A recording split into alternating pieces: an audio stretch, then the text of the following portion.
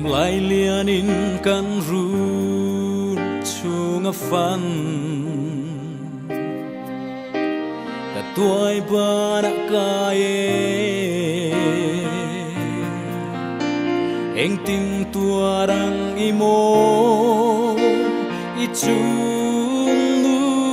hia ngil ni reng i ong the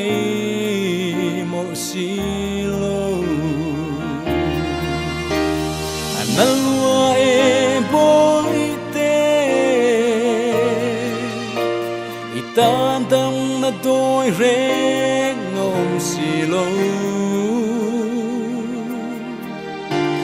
ichung nu hian ka chok the lo che analua e analua e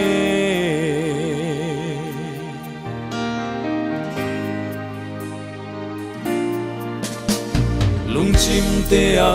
ka choi shrai riang te lim ten matiang khiri kalai kan rel duna min liam san ta mo itel long chuan kat klei zo silo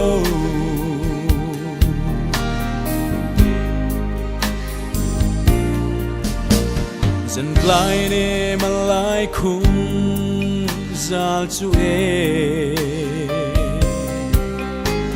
boi te ka zuam lo eng tin ngai ve che mo i chu nu hi kir le sai reng i re si analua e boite itandam na doi reng a om silo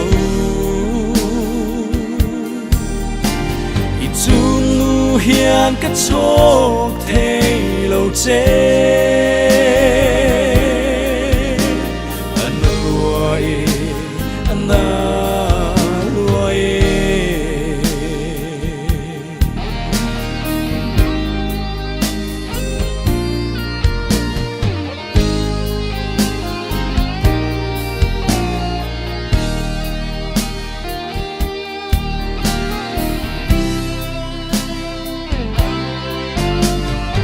soi pia ra kho pui ya chua siang ang loi ka sai riang te mangai tu lal palo pong nang che ka duat lai ka sai riang te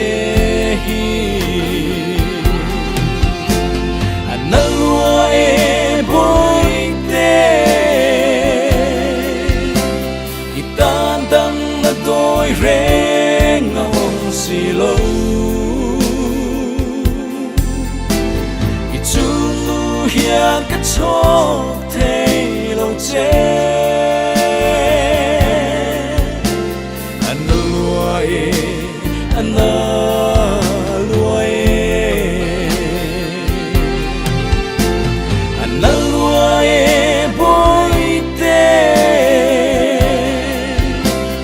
itandam na doi reng om silo ichung nu hian ka chok the lo che